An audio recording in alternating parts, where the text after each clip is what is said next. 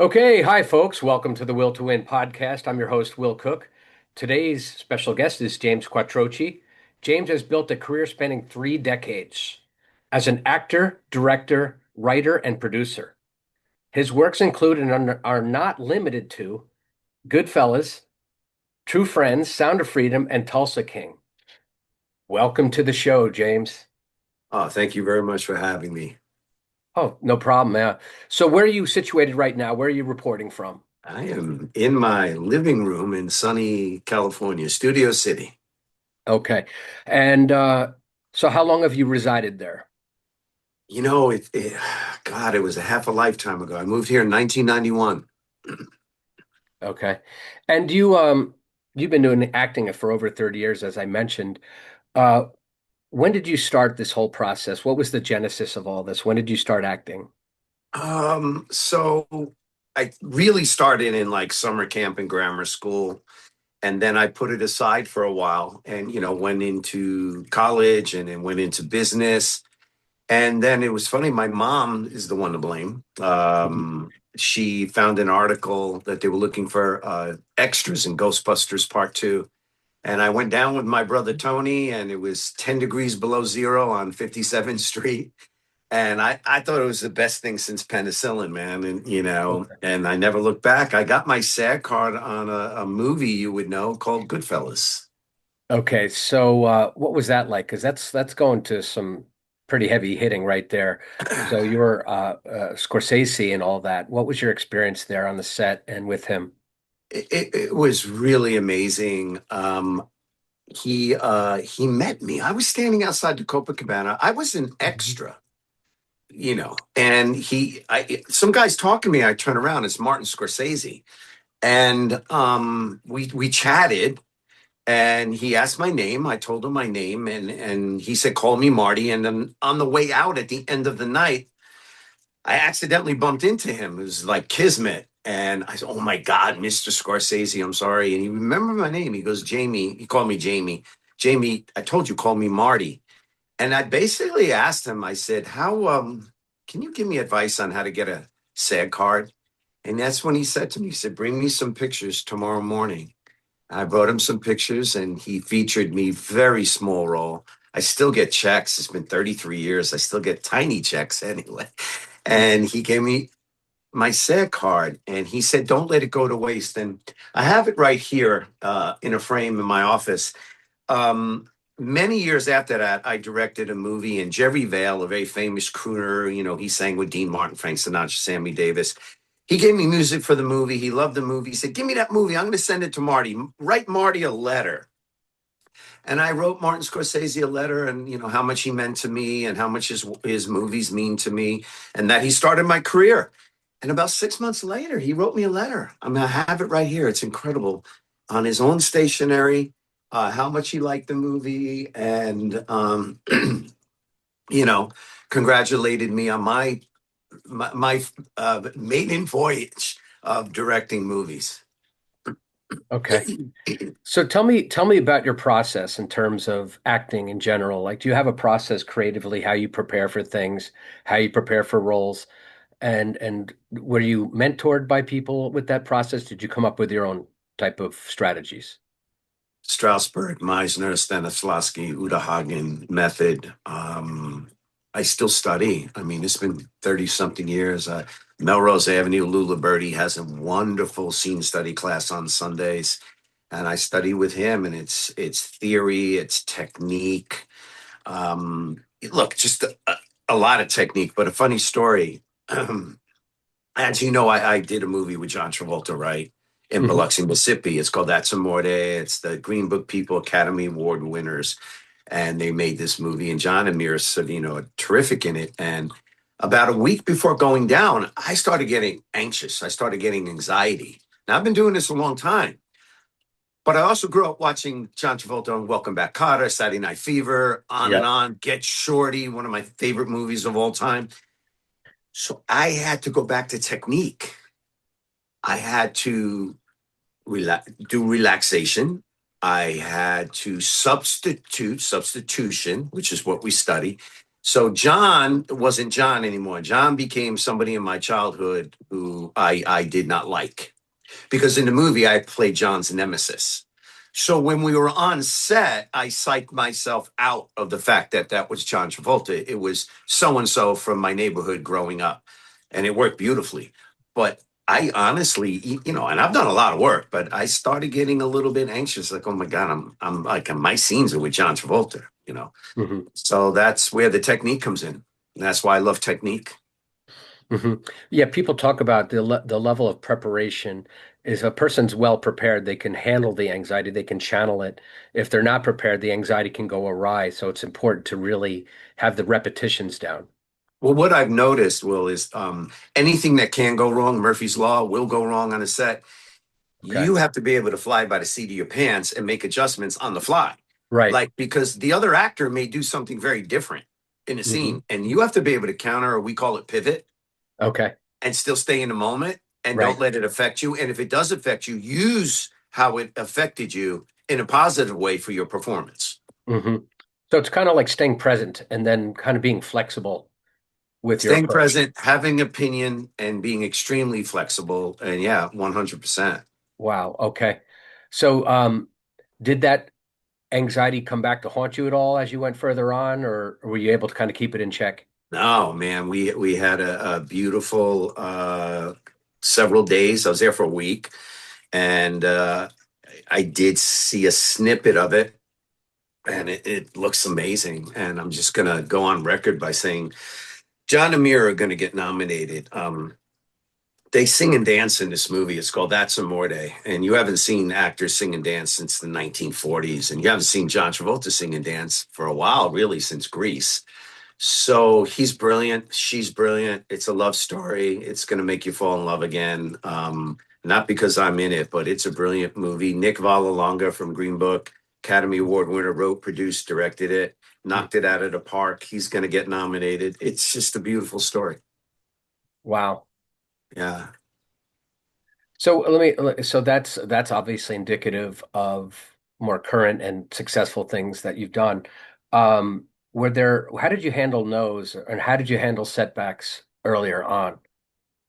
Man, have we had a lot. I have a great team, agents, managers, publicists. I mean, even to today, I get put on hold a lot, and then like what they consider a name, and I do that. Like, I think we're all names, right? We all have a name. We're all human beings. No one's better Right. than anybody. What they consider more of a star name, they'll make an offer to, but they'll put me on hold. And then if the star takes the role, I don't get it. If the star doesn't take the role, I get booked. And that happens all the time. But so now I equate it to baseball. You and I talked about baseball before. I love the Yankees, right? Mhm. So I've, and I'm going to say this in quotes, I've made it to the major leagues. I Mhm. get up at bat, and then I have to hit the ball. And sometimes Mhm. I hit the ball, and sometimes I don't. But I'm up at bat in the major leagues, and the major leagues of the entertainment Right. industry that I've worked 35 years towards. Right. So I don't let it set me back anymore. I think my faith had a lot to do with it. My prayer and my faith. Okay. And so I don't let it bother me, because you know what? Another door is going to open. Something better is going to come along. And that's how I look at it. Hmm. And it's almost like you're a pinch hitter at times because you have to kind of stay in the game, not knowing if you're going to get the call. So you kind of have to be prepared and waiting and ready for the Yeah. opportunities as they come. Yeah, absolutely. Wow. Okay. Um, what would you say is a pivotal moment in your career where you weren't quite sure if this was going to work, and then you got into a situation where it just seemed to change your mindset, like, wow, I'm here to stay. I think what really molded me was when I produced my first movie. It was Okay. called In the Kingdom of the Blind. It was 1994. Okay. I borrowed money from friends and family, and that's personal to me because I have to make sure I pay them back. I'm that guy. I don't want to owe anybody money. Mhm. And they were investors, and they understood it was a risk, and we eventually paid them back. But it was the most frightening experience I've ever encountered. Hmm. One of them, anyway. Okay. I didn't know what to expect. My mind was working on me, right? Are we going to have an earthquake? Are we going to get shut down? Am I going to lose $500,000 of people's money? We made the movie for about 500,000. And it was frightening. But at the end of the day, I persevered and it was Mm. successful. And I think that was the moment where I realized, oh, wait a minute, I actually can produce. And I'm sitting in the editing room and I understand why it's being put together the way it's being put together with sound and cutting and editing. And then I went on to direct. That Right. movie taught me how to produce and direct. I produced 21 movies since then, directed 10, including stunts and second unit. Hmm. And Kevin Sorbo hires myself to produce for him and direct his second unit and direct his stunts. Right. And, he was Hercules in the Hercules series. So I've made 3 movies with Kevin and his wife, Sam Sorbo. Okay. Awesome. So a lot of things when we're acting, we're a part of the film, but if we're producing, directing, you might be leading. So I think entrusting your own leadership and having to juggle everything, it probably is very, very satisfying to be in that lead role when it comes together well. It's a great feeling. You're kind of like the general. But I Yeah. start, before I direct, before I yell action, I start every first day with a meeting. And I Hmm. let every crew member and every actor know that it's not my film, it's our film. We're a Mm. family for the next 6 weeks. Right. I need your input. If you come up with an idea, I want to hear it. Because Right. at the end of the day, it makes me look brilliant. And I include them as part of the movie. Okay. So you make it's a we thing instead of an I thing. And you want people to feel special, to feel a part of a team like in sports. 100%. Do you remember the movie The Untouchables with Robert De Niro? Sure. With the baseball bat scene, there's no I in team. There's no I in team or a team. Well, don't yeah. That's a whole different That ball was game. some scene, man. Yeah. I that came out of nowhere for me. Yeah. That's the first time I saw Andy Garcia, and I know Andy. I think Andy is a tremendous talent, and what a nice guy. I run into him a lot here in the Studio City area. We eat in the same restaurant together, Oh, that's cool. and just a wonderful family man, wonderful director and actor. But yeah, that was the first time I saw him. He was like a young kid, man, playing like an FBI agent. And it Mm. was really cool. Kevin Costner was great. It was a great movie. Sean And Connery, one of my favorite actors forever. Yeah, okay. Have you had yeah. any interactions with Sean? I wish. Mm. No, he was just, there was something that can't be taught. He had screen presence. He could just sit there and say nothing and just command the screen. Just Mm. you were glued to him. He just had this presence. Hmm. And that's something I do believe in my heart is not taught. It's just a gift. Yeah, it's they talk about the ability to be in the now. And if they talk about great athletes like Michael Jordan, they felt like they could slow the game down. They had a presence, and people talk about seeing Michael Jordan's aura. A lot of players said that because they said he's not ahead. He's so in the now. He's absorbed in the now, and you can feel that. When a person is distracted, you can feel that. If a person's in their past, they're depressed. If a person's way in the future, they're nervous. But if a person is really grounded and rooted, you can sense them with you more so. And Wayne Gretzky used to do that. He used to slow the game down. And hockey players say there'll never be another Wayne Gretzky. I mean, he could see a split second ahead of where yep, he was in time and know what to do with the puck or that's where to right. pass it. He anticipated Uh, where the puck was going before it went there. Baseball hitters have a knack, some of them, the great ones, have a knack of actually slowing the ball down where they could see the rotation of the seams on the ball Hmm. and know if it's going to be a sinker, a slider, a curveball, or a fastball. Hmm. I mean, that's incredible focus. Well, I won't call it meditation. I'll just call it extreme focus, is training your brain to just basically be able to just narrow down on one thing only. So you mentioned Connery. Is there anybody else with that type of presence that you look up to that has that real, you're drawn to them? Marlon Brando had it, Okay. 100% early Right. Marlon Brando. Yep. Al Pacino in The Godfather, his quiet moments Mm. where he was pontificating, especially in the scene in Louis' restaurant where he has to shoot the police commissioner and Salazzo. where he goes, he's listening to them and the train goes by and he's just listening to him, but he's just planning. And he Right. just with the camera was right here and you could just read everything that was going on in his mind. And again, that's a lot of technique. And listen, Al Pacino's very method, one of the best actors, American actors we'll ever have. Mhm. Watching Christian Bale, Daniel Day-Lewis, uh, actors like that, the way they just are in the moment is kind of like for me studying acting class. Okay. So a lot of acting, I'm sure, is not just your acting skills, but also observational skills too, and watching what other people do, and but also having an understanding of an awareness of your own style, I would imagine too. I mean, would you say that you're aware of a certain style or a certain role that works best for you? Absolutely 100%. But remember, when you are in a scene with another actor, and you're watching the other actor, acting is reacting. So you're reacting to what that actor does. I know in acting, we know the line that's coming, right? Hmm. We've studied the script. We know what the other person's going to say to us, but it has to be organic and it has to be the first time you ever heard it. Hmm.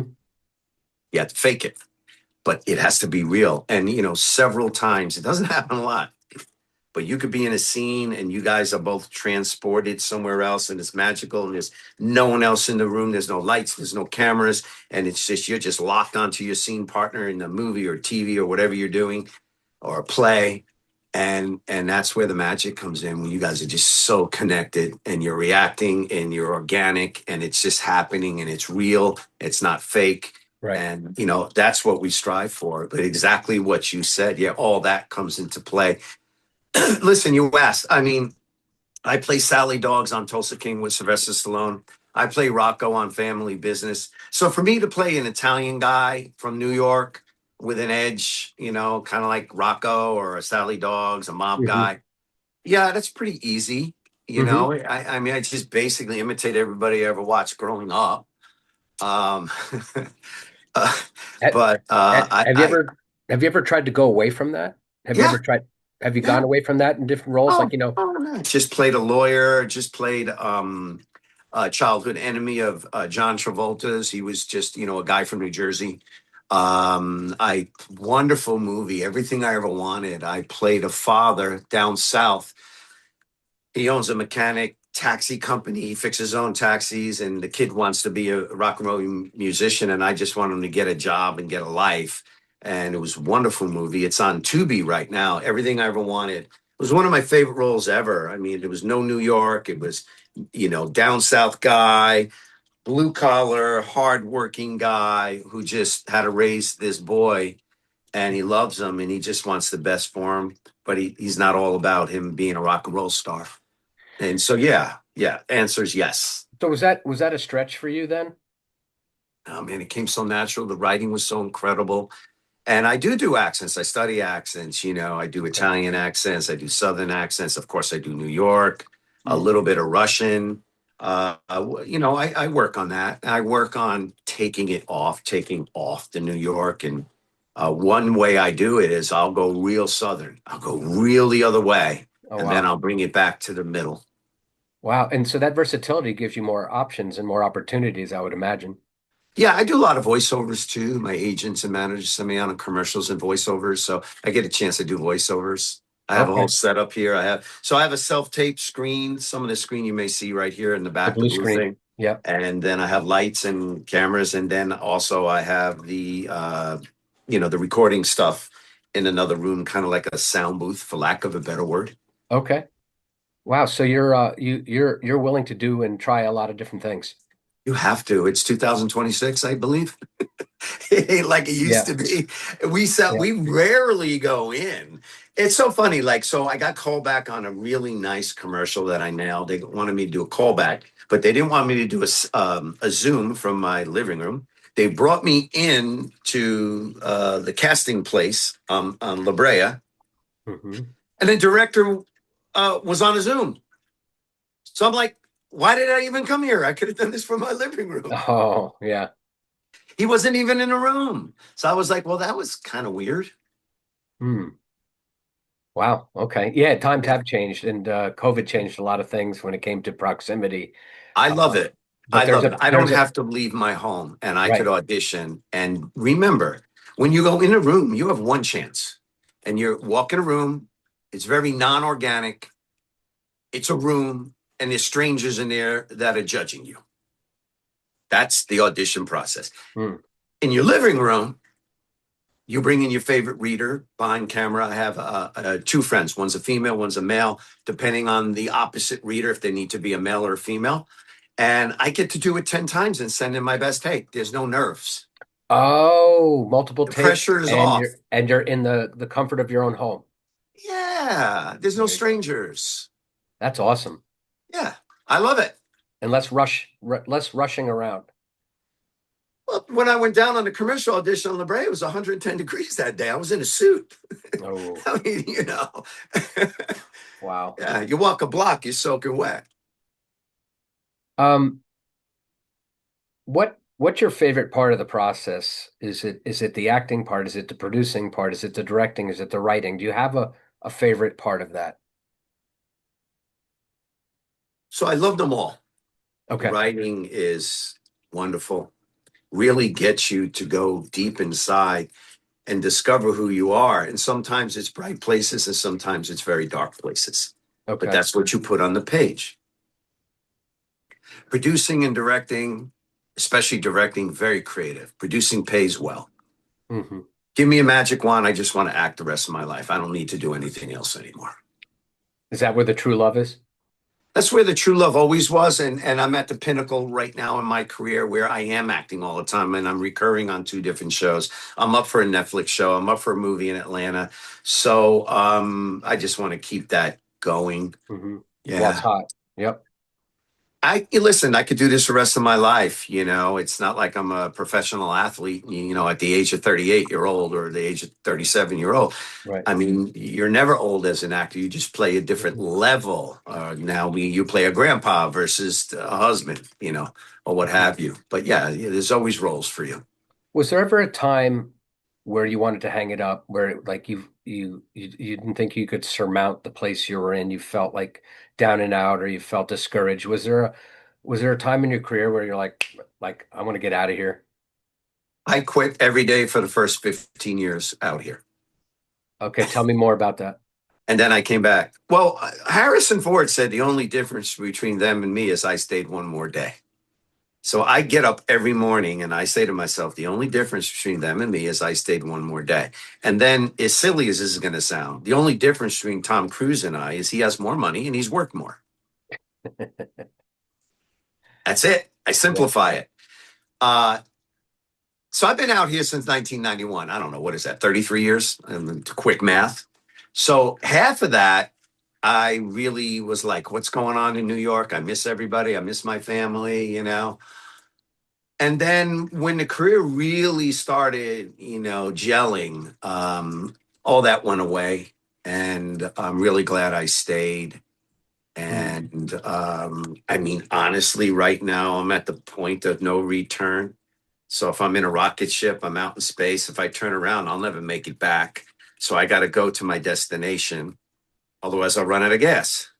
Okay. So that's the analogy of where I am. Right. When we were on the preliminary call yesterday, we were talking about The Secret. You had said you had watched the movie The Secret a few times, and that mentions, for the folks that don't know, it talks about the law of attraction. So you had mentioned that that has been helpful for you. How has that been something you've referenced and used in your experience? So being Roman Catholic, I moved out here. I have all the guilt, still have all the guilt. The joke. I still go to churches, but I studied yoga and I became a teacher of Kundalini yoga. It was Oh, Yogi nice, Bhajan brought it here from India. nice. It's 3HO, if all of you folks out there listening understand 3HO. Um, and then from there, The Secret came out. Somebody turned me onto it and I listened to it. And it was everything they talked about in yoga: affirmation, projecting, thinking positive, visualizing what you want, putting yourself in that space of what you want to create. Because we are our own creators as well. And they mention that in the Bible, you know. Mhm. So I would watch The Secret, but I would also play it and fall asleep to it. Mm, So it was like message was going getting around. in overnight. Yep. Osmosis. And Yep. I think it's an incredible tool. What a wonderful piece of art. I think it's changed millions and millions of lives. And I'm a big fan of The Secret, and it's to help change my life because, again, I do envision and affirmate and project what I want and pray on what I want. And Hmm. I've created my own little mantra, for lack of a better word, in meditation and prayer every day, and it's working. Do you want to share that mantra or is that private? It's private, but it's not like it's like Om Namo Guru Dev Namo and that kind of chanting, which we do in 3HO. It's more like pray for my family, pray for Hmm. my friends, Okay. pray for world peace. Then I put the white light of Christ around me and I ask God to guide me. And then I envision what I want. Now, it could be something that's tomorrow, or Hmm. it could be something in the future. Like Right. I know I want to buy a piece of property in Florida, so every day I envision this house, and it's on the beach because I need to be by the water. That's what calms me. That's That's your my thing. Yeah. meditation. Yep. So I see this house, and I see myself fixing it up, and I want a nice kitchen because I like to cook. So that's part of it. I bring it into my world now, knowing I'm Mhm. going to have that and create that very soon. What you had we had talked about I believe it was yesterday, True Friends. You had I think you directed True Friends. First thing I ever directed. Yeah. Okay. You got emotional when talking about it, and you talked about how people come up to you and Right. reference that experience. You not only did you direct it, you also starred in it, correct? I did. So we did Kingdom of the Blind, and we talked. That was the hardest thing I ever did, and that was 1994. 1998, Rodrigo and Loretto came to me, two of my buddies, and they said, "Hey, bro, man, let's go make a movie." No, man, you don't know how hard it is to make a movie. I don't want to make a movie. Talk to somebody else. Somehow they talked me into it. Rodrigo and I sat down in 2 weeks. We wrote True Friends. It was based on his life and my life, and we put it together. We showed it to Loretto. He loved it. We all went out and raised money. Again, the budget was about $500,000. I think we had like a 14-day shooting schedule, and called in a lot of favors, had a lot of actors, some with names in it. The movie won a bunch of film festivals. I won the best up and coming Italian American Film Festival, and director, and Franco Nero from Italy handed me an award at the Beverly Hills Hotel, and my parents were there. But because I was in the movie, uh, I would get recognized. Hmm. People, because it was in the theaters. It was in the theaters all over LA. So I was in a Rite Aid, and this is a true story. I was buying films when we used to actually have film for the cameras because we used to take pictures and selfies with Yep. people outside the theater. And this young lady came up to me and she said, "Oh my God, you're Joey from True Friends." And I said, "Yeah." So that was literally the first time somebody ever recognized me. She goes, "I have to tell you, I saw your movie. I loved it. It's about friendship. And I haven't talked to my girlfriend in several years from college, but because of you, we're having lunch next week." And she gives me this hug and this energy. And I thanked her. And I went in my car and I broke down crying. And I realized at that moment that all the pain I go through as an artist, whether Hmm. it be an actor, director, writer, whatever, it was all worth it in that one hug.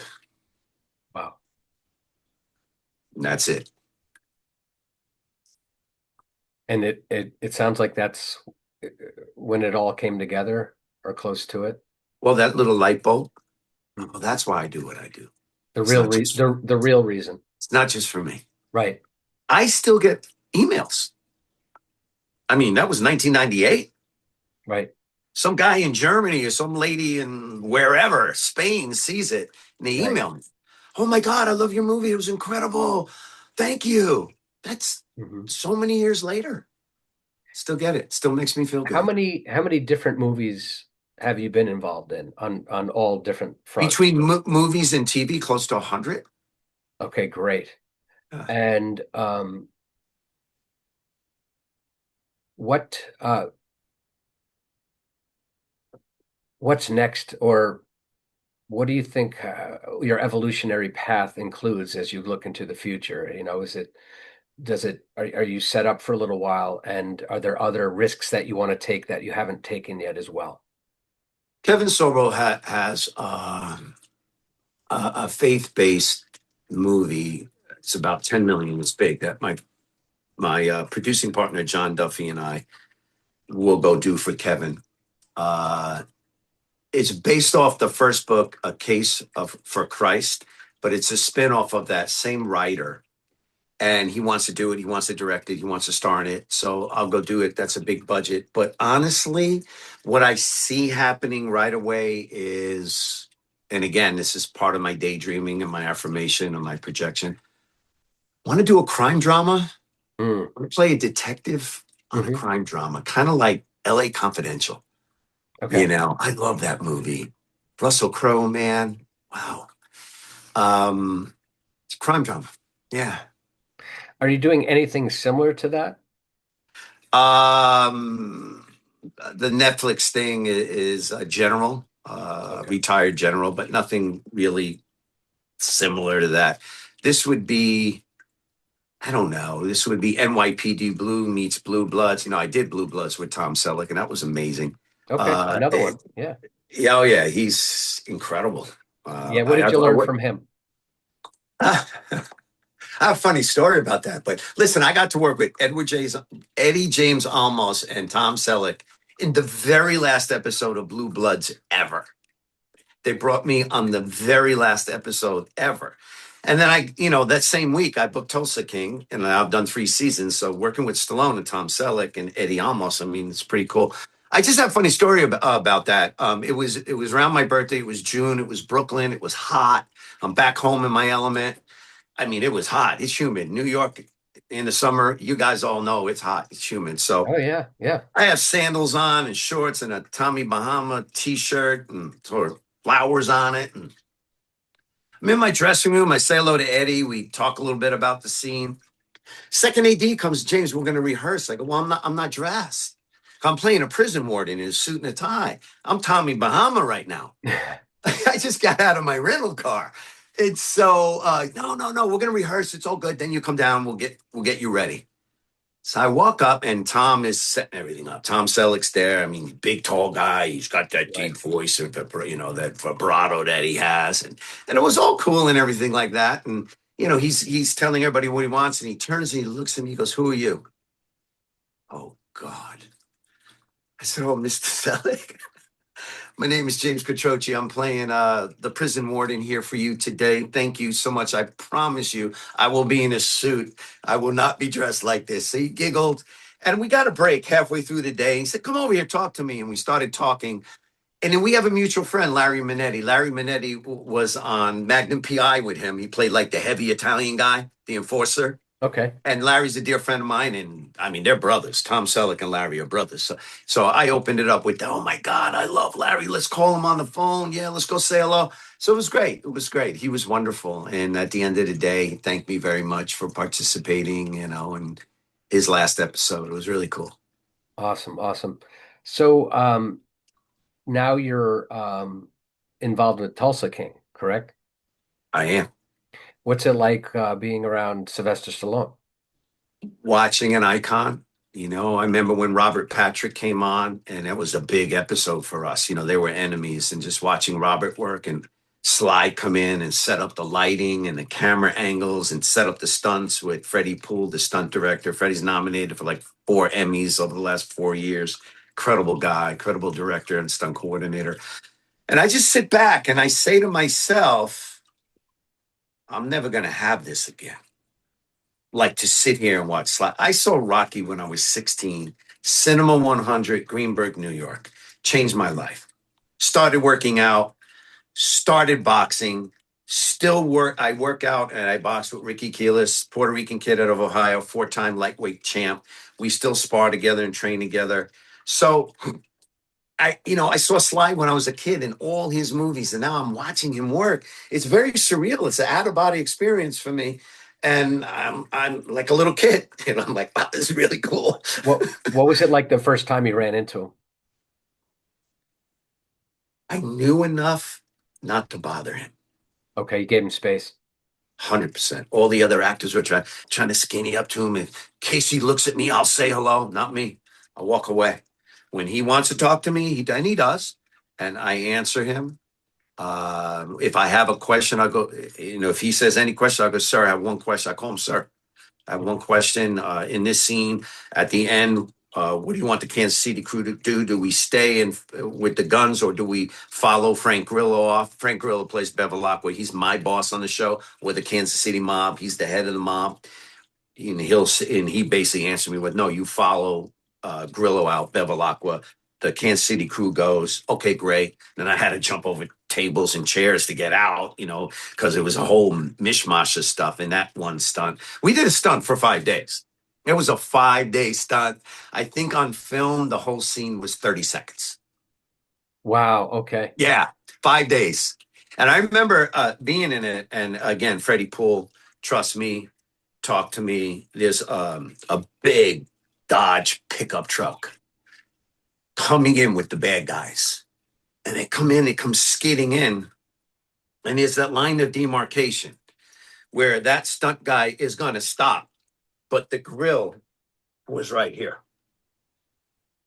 Mm. I'm standing there and drawing my gun, and they come out, and we have this whole thing. But I told the background, the extras behind me, I said, listen, give me 4 feet. If he comes too close, I'm backing up. I will knock you down if you're behind me. So I don't want to do that. So please be aware. If you see me start backing up, give me Mhm. more space Right. because I don't want to get run over. But it was perfect. It was perfect every time. But yeah, it was a 5 day stunt. That's amazing. I think people don't realize how much goes into movie making, filmmaking. There's so many different parts, and before all that raw footage comes together to the editing room, you got hours and hours probably that don't even make it into the film. Do you remember the movie Days of Thunder? Yes, Tom Cruise. Tom Cruise. Yeah. Tom Cruise. I know the editor from that, Okay. from that movie, Mike Tronick. He said, Jamie, they filmed so much film and the studios wanted to rush that movie out. He goes, there was probably 1,000,000 feet we never looked at. Oh, wow. Yeah. like we couldn't get to it in time. We needed to do a release. So we thought what we had was good enough and we released it, but there was stuff they didn't even look at. That's got to be frustrating for some people who got in that would have been or could have been in the film but didn't make the cutting room. Or a lot of the racing stuff too. They have footage of Mhm. racing and a lot of racing that they were like, okay, it's enough. Right. We have enough live We have action. enough. We have Yeah. enough. A lot goes into movie making and a lot ends up on the editing room floor. I mean, I know movies, a recent movie I was in, they cut 30 minutes out, 35 minutes out of the first cut. The first cut was too long. It was like 2.5 hours. So they'll cut 30, 40 minutes out, make it manageable, make it watchable. Hmm. I Unlike remember the Odyssey, three uh, hours. a 3 hour. I remember Peter Jackson had a deep love for King Kong, and he bought that original skeletal structure of it, the one that they put the clay animation stuff on, and he owns this that little skeleton. And his dream was to make King Kong, and I think he came out with it in 2004, somewhere in there, and it was I think after the cutting room, it was like 3 hours and 10 minutes or whatever it was. And then they gave you behind the scenes stuff and they gave you a 3 hour and 30 minute one. Um, and then if you look at it, there are certain scenes like on the way to Skull Island they could have taken out, or some of the scenes in Central Park they could have taken out. But he was so passionate about it that he was like a kid on Christmas where he just I guess maybe really indulged himself because it was a lifelong dream to create that movie. I just watched, it's funny you mentioned that, the footage that was cut out of Godfather 1 and 2. They Mm, have it on YouTube. Okay. I was mesmerized and glued. It's parts of the story that they cut out that actually, for me, made the story better. Hmm. Certain scenes with Sonny, certain scenes with Michael. Wow. But I got a chance to see it. It was really cool. So I That, think Coppola put a lot of that back in when he did his director's cut for one of the anniversaries, the 50-year anniversary, whatever it was of Godfather, whatever it was. And he put it back in and it was in the theaters and I missed it. See, if you have an iconic movie like that, the idea that there's more information or more scenes you haven't seen, I mean, you're going to be hungry, right? Is like, wow, I want to see what other things could have been included, and it gives it a fresh view. But that's part of the creative process, and that's the great thing about these days with the DVD or the extras or where you get to see the behind the scenes stuff and the intimate parts, things that we would never see, and that's the part of the movie magic. Yeah. And only because we're on this subject, you're probably going to ask me, what movie did I ever watch that really made me want to continue this? And it was Godfather. Okay. I think definitely in the top 10, maybe in the top five movies ever made. I mean, for me, and I know that sounds cliche because I'm Italian American, but it's just so brilliantly directed and acted, and down to the extras. The background guys look incredible. I Hmm. had a chance to be in Godfather Part 3, Okay. and it was a very small role. And instead of when they go to a different scene, if I'm not in it, instead of going back to holding area, I would stay and watch Gordon Willis, the DP, light and shoot. And I got to watch Andy Garcia do a cool scene with a horse in a stable. And I would just hide in the back and just watch Gordon Willis, man. I mean, he shot Godfather 1 and 2. And here he is doing Godfather 3. And I love his lighting and I love his camera angles. And because I wanted to be a director as well, and I have directed. So yeah, that was kind of magical for me. I'm not a big fan of the movie. I'll leave it at that. But I got a chance for several weeks to watch Gordon Willis work, and it was really cool. What do you think of let's go into the advanced stage of technology and different things like that. And we won't go into AI yet, but as we get closer to that with different motion capture, CGI, different things like that, what are your takes on films like Avatar, where you have a lot of motion capture stuff and a lot of the acting is, done, and then the overlays of the wetted digital and all that stuff? What are your takes on those type of films? Well, if you're a director out there and you want me to do your motion capture and pay me 8,000 a day, which you'd pay everybody else, I'm all about it. I'm all about it.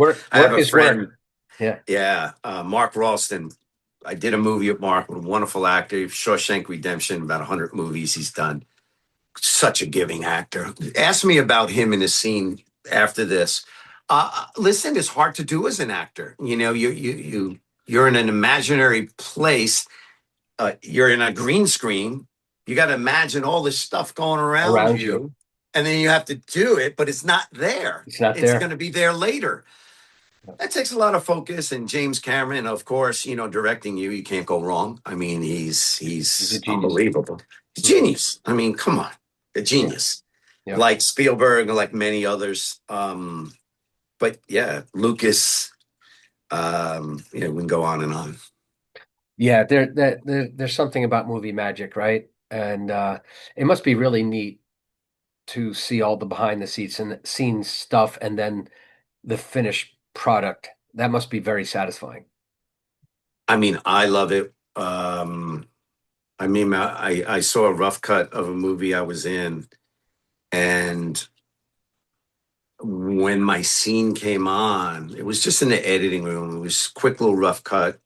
George Gallo, the writer producer, was there, and a couple others. The director just wanted some feedback, and graciously he invited me. And I saw my scene come up, and I have to tell you, Will, it was like an out of body experience. I mean, I'm looking at me. And the first thing I said was, and I'm very picky. I'm like, "Wow, I look really good." They lit me well. And then, um, oh yeah, I remember that line. Oh yeah, that's right. That I touched his shoulder there. Like I was remembering what I did as it was happening. That was the first time that ever happened to me. It was really cool. That was recently too. It was really cool. Awesome. I What would you want go go. ahead? I'm sorry. Go. I What just what wanted to tell you about the Mark Ralston story real quick. Okay, tell me about the Ralston story because I'm going to ask you about up and coming actors and stuff. But go Okay, ahead. so Mark Ralston again. He's been Shawshank Redemption. He's been in everything. Does that motion capture. That's how Hmm. I know he gets paid $8 grand a day because he told me, and he's a dear friend. So I meet him on a movie called The Gambler. I'm the gambler, and he's a loan shark. Kind of knows me from my character from the neighborhood. Knows I'm a knockaround guy, but I owe him 40 grand. And he wants. So I'm waiting outside the movie theater, and his limo pulls up, or his town car pulls up, and I get in, and he wants to know how he's going to get paid back. So I get in, and I sit next to him, and this cat came to play. He had a pen, glasses, he had a racing form. He's ignoring me. Then all of a sudden he puts the form down and he looks at me and he says, "So what's your play here, Joe?" And right away in my mind, I went, "Holy, you know what? This guy came locked and loaded. This is take number one." And I said, I better be ready. Right. So I did the scene. Hmm. He brought me to a different level. Hmm. Director yells cut. He comes up to me, and the director, David Anderson, he Mm. says, from England, he says, "Jamie, this is the greatest scene you ever did in this movie. That was amazing. That was amazing." No, no. He's driving the bus. I'm a passenger. Right. It's all because of him. And I learned a different actor of a level of a Pacino, of a level of a Duvall, Right. someone like that can bring you to a different level. I Oh, mean, when he locked on me, I went, "Oh boy." yeah. Well, He came to play. it's like MJ and Pippen, right? And MJ Yeah. would take you to the next level, and we can play off of that energy.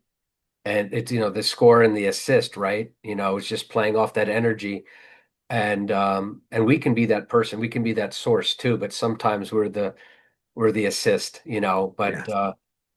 But you could tell when someone was on their game, couldn't you? Oh my God. And we went to the premiere, and at the premiere, he was so gracious. He came up to me because, "Jamie, you were great. It was amazing." I said, "Yeah, my favorite scenes are the ones with you, buddy. You're going on my demo reel." And it's on my demo reel, by the way, on Right. IMDb. You'll see me in the town car with him. He's just brilliant. That's awesome. We'll have to check that out. What would you say to an up and coming actor, someone who's trying to make their way into the industry? What advice would you give them? Don't do it. And after that, if you have to do it, start young. Okay. Study, man. Study. Right. I mean, really get what works for you. It could be Strasberg, Meisner. It could be something different. Hmm. It could be improv. Find what works for you. Find in the beginning what you play well, what just fits you like a glove, and have an education or something to fall back on, or a trade, or a skill, or a job, so you're not hungry for money. Like, if you could pay your rent, you could pay your bills. You have longevity. You could stay in this Well, game forever. If you can't pay your rent, and I know a lot of actors that can't pay their rent, you can't stay, because sometimes it happens overnight, would and sometimes, like me, it happens in 30 years. would you recommend people do stunt work as well, or work on the set, or do as much as they can doing fill-in work, or would do anything you can get in a way? I would say absolutely, and I'll just give you a reason why it works for me. My side hustle, Hmm. besides acting, is I am very blessed to be a local 399 Hollywood Teamster. So what we do is we supply the trucks and the trailers for the movie industry, and we move them from A to B. Okay. Now, I worked myself up the food chain. I became a coordinator captain. Hmm. We make pension and health. We make a lot of money. But because I'm working closely with the producers as a coordinator captain, as a teamster, when they find out I'm an actor and they see my demo reel, Nine times out of 10, they give me a role in a movie. Hmm. Like Ah, I just did Buzzards. I just yeah. did Buzzards is a Johnny Cash movie. And if you want, I have a great Johnny Cash story to tell you.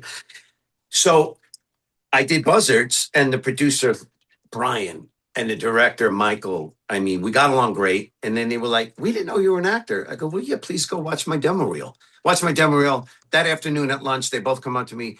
We want you to play this character, start studying it. Beautiful. Same thing happened on Family Business. I was doing their transportation.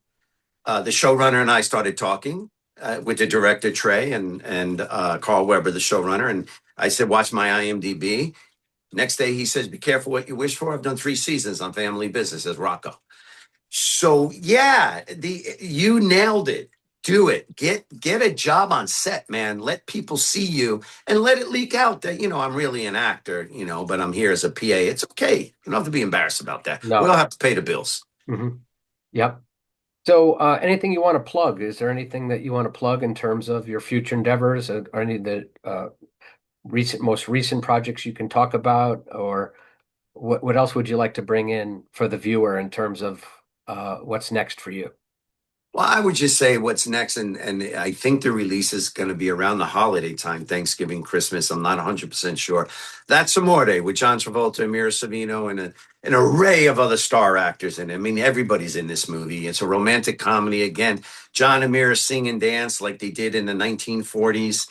Go watch it. It'll make you fall in love again. It's an incredible movie, not just because I'm in it. It really is. Nick Vallelonga, Academy Award winner, is going to win another award. So will John and Mira. It's Big Fat Greek Wedding on steroids, an Italian Awesome. version. And Awesome. I think you'll all love it. And please, it's a movie for everybody. Okay. Well, listen, we gotta cut to the end here. And I really enjoy this real condensed interview with you, and would love to have you on at another time. Best of luck to you. Thank you for contributing to my life as well, and to the lives of the people that watch this. So thanks for being on the show. And And thanks for having well, me, Will. you're very welcome. Well, folks, that's it. That's it for the day. This is Will Cook signing off from the Will to Win podcast. Take care.